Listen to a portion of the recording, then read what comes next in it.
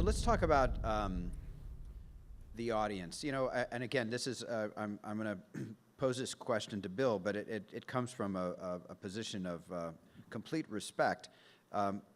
You're one of the hits that you have that's probably been most profitable for you was High School Musical. So what you recognized was that there's an audience of young people that were desperate to see content like that. So tell me a little bit about the miracle of High School Musical. I just think High School Musical, I think, was, I've been wanting to make musicals. I worked closely I worked as a partnership with Taylor Hackford. We did a lot of music stuff together, and for years that I wanted to make my own musical. I could never have the studio buy me one, and so I decided to design my own. But it was just out of a passion for music. I really wanted, I grew up with musicals. I really wanted to make musicals. And I went around to all the studios and said, I want to make a teen musical, just right on like a normal theatrical musical, theater musical. And everyone said no. Everyone passed on the project. Everyone did. And finally, out of desperation, I went to Disney Channel, and they said, okay, go away, go make it. We'll be happy. We'll program it. And after we finished, the movie, we showed it to the studio, and they said, oh, we might have a hit here, and then they got behind it. But it really touched the zeitgeist of teenagers. It was like Grease in my day, or Hair, which I really loved. And it just touched them, and it went around the world. And it was always an example that Disney always says. They programmed selling 30,000 DVDs in Italy and sold 300,000. Which was a lot of DVDs to sell in Italy. Right. And Disney Channel reached 12% of the audience in Italy, and at the end of that movie, it reached 86% of the audience. So I think that the idea of having a movie that touches the zeitgeist of an age group that they identify with, that they make it their own, is great. And in China, I own part of an animation company. We have about 600 employees. And all of them are from about 18 years old to like 22. And it's interesting to watch how they see movies. They see all these movies. They want to see the movies. They go out the first weekend to see movies. And so that audience, if we can touch, I know in China, if we can touch an audience that's between 18 and 25, we're going to have a hit. And Mermaid's demo was similar to that as well, right? Yeah. And a High School Musical you've done in how many different languages? Haven't you done like 4 or 5 around the world? 5 different languages. 5 different Remade languages. the whole movie again. And one was for Latin and South America, and one was for Brazilian, Asia. well, we made separate ones for Brazil, Argentina, and Mexico. They're all separate because of the culture. China, Okay, English. so what we're hearing is that kids all over the world do have common... They still want to see movies. Yeah, and they have common interests. Common interests. Yeah. And then Disney also, what they didn't keep the merchandising. Is that? Well, they didn't believe in the movie, really. They didn't believe in the movie. So one of the demands I made was I said, listen, I want to have the theatrical rights to put on plays, and I want to have the music rights, and I want to have the merchandising rights. And eventually, I retained some of them. Which that's a happy laugh. At the time that they didn't think it was, anything at all. But at the end, they went, "Oh my God," because there's a lot of Zac Efron pictures on the sides of lunchboxes. Okay, so by the way, they were also on underwear at one time, and it got yanked off the market.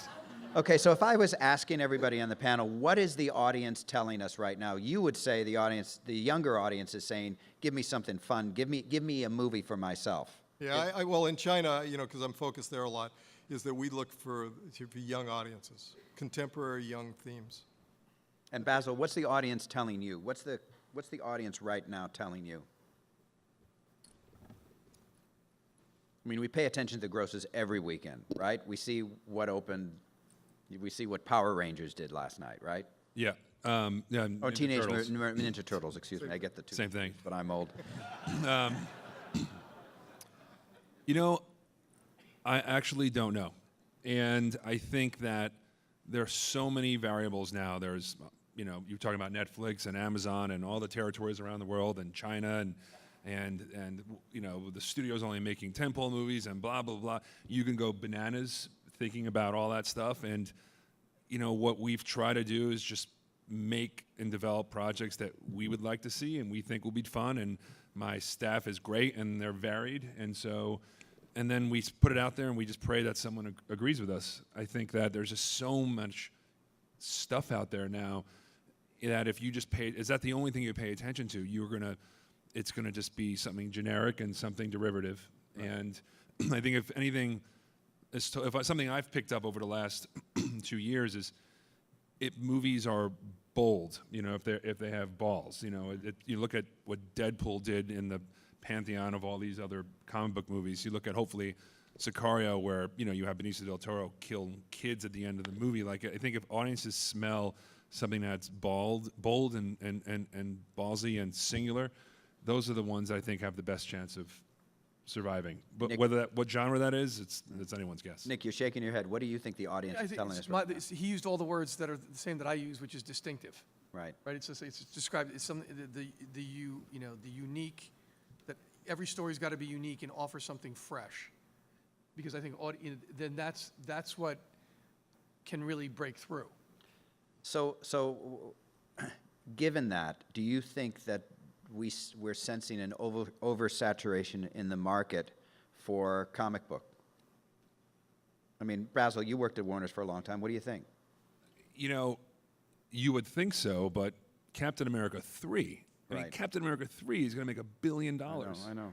You know, so it's kind of like the real estate bubble, which my wife and I unfortunately got crushed by, where we're like, oh, it's always going to be great. And, you know, right now there's no evidence that it's not. And, you know, I mean, I didn't see Batman versus Superman. When people say, oh, it's made $800 million, it's a disappointment, it's still $800 million. And Right. so right now there's no evidence that it's going away anytime soon. Right.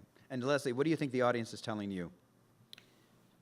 Well, I would agree with everyone. It's distinctive and different. We haven't seen it before. And I would add emotional. I think people want to be engaged emotionally, and from politics to movies.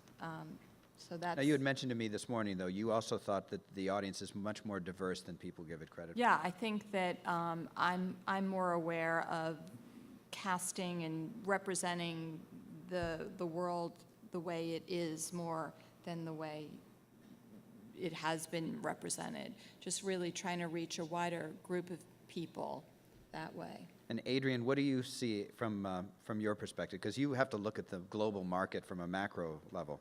Yeah, I mean, this is nothing new, but I think more than ever, it's about having recognizable talent and doing it for the right budget, you know, and all the other things, you know, with that, and it's more and more difficult. I mean, a lot of the conversations we're having with film producers is that they're finding it difficult to access that talent because the talent wants to be doing, you know, big TV series. So there's even more pressure on that, and that ups the ante in terms of the price. But you know, when we look at films that are pre-sellable, films that are covering gaps, it's having that name and doing it for a reasonable budget.